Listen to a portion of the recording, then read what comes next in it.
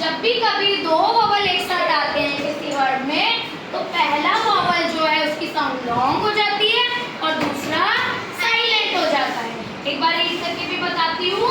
When a word has two vowels, यानी कि जब भी किसी वर्ड में टू वॉवल्स होते हैं, then the first vowel has a long sound, तो जो पहला वॉवल होता है उसकी साउंड कैसी हो जाती है?